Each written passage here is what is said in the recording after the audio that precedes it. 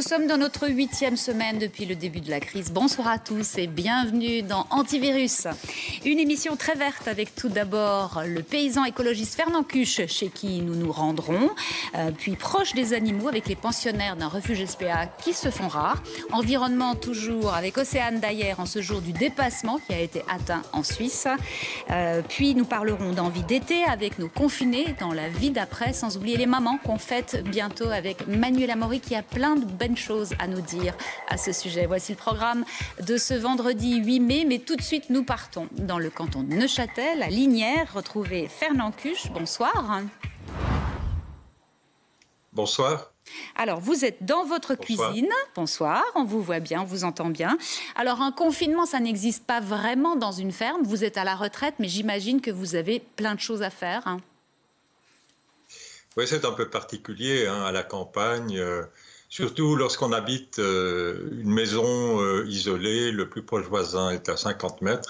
Donc le confinement, on le sent pas beaucoup, si ce n'est qu'il a fallu restreindre au minimum les contacts avec l'extérieur. Tous les rendez-vous prévus ont été annulés, mais il reste tout cet espace de verdure, les animaux, la forêt, le bois, les oiseaux à écouter, les fleurs à découvrir.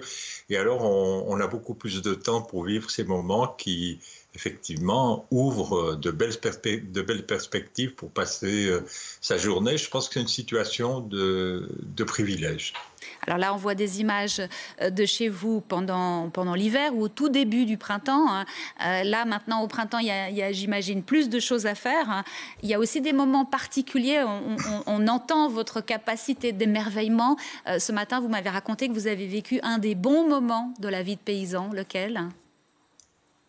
Ben oui, ça fait partie de ces rendez-vous comme la première sortie du troupeau, après l'hiver, c'était ce matin. On peut parler d'un déconfinement pour le troupeau, et c'est tout à coup des veaux qui découvrent qu'ils ont un immense espace devant eux. Pendant tout l'hiver, ils ont été plutôt sur des sols en dur, en bois ou en béton. Et là, tout à coup, ils ont un immense espace, ils découvrent l'herbe, etc. C'est un moment où on sent une très très grande énergie, surtout quand c'est un troupeau qui est en pleine santé et qui n'attendait que le moment de pouvoir sortir.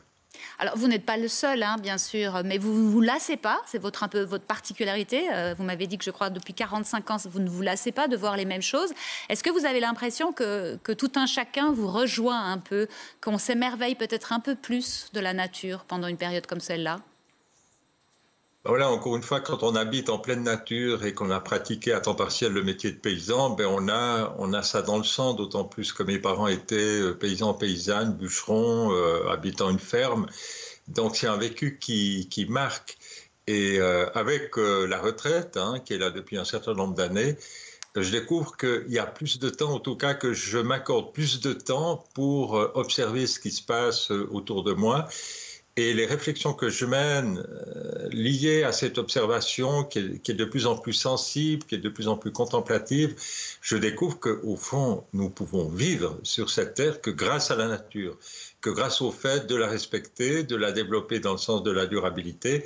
Et c'est un sujet qui est étroitement lié au confinement avec le réchauffement climatique, la perte de la biodiversité.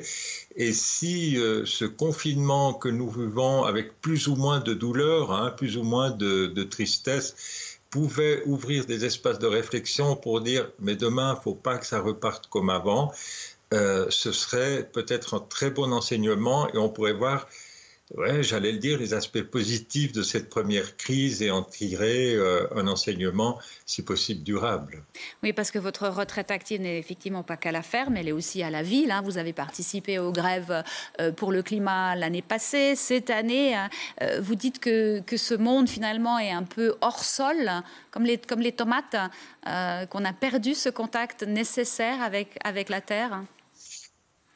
Oui, c'est un peu mon fonds de commerce, entre guillemets, dans la mesure où on n'a plus le lien avec le sol, je veux dire avec la planète, avec la nature, mais on pense qu'on peut faire sans elle, parce qu'on est aussi obnubilé par le progrès technique, par l'évolution technologique, et puis plus on produit, plus on serait heureux.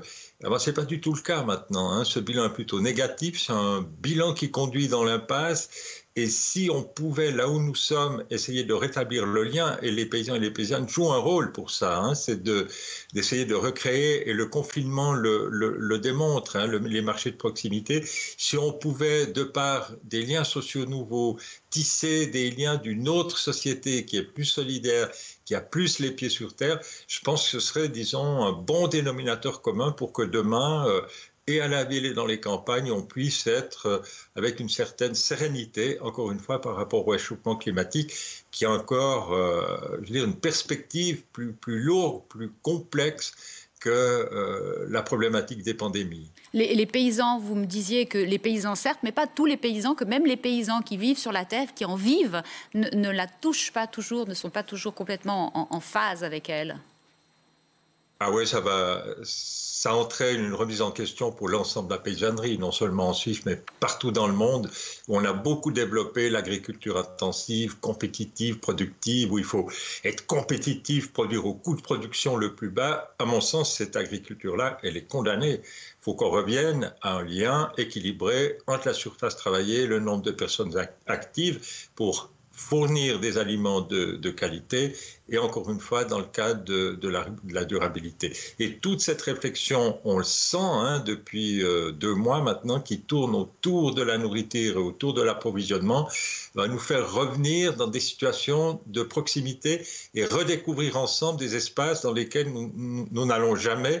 Et c'est mon vœu hein, qu'on puisse ensemble se sentir bien dans une planète dont on ne peut pas se séparer, qui est indispensable pour que demain la société puisse vivre, en rappelant qu'elle peut vivre sans nous, peut-être que par les temps qui courent, elle s'en porterait mieux, mais on n'a pas le choix. Il nous reste 10 ans, 15 ans pour, je dirais, passer l'épaule, arriver dans ce monde que tout le monde souhaite. Hein.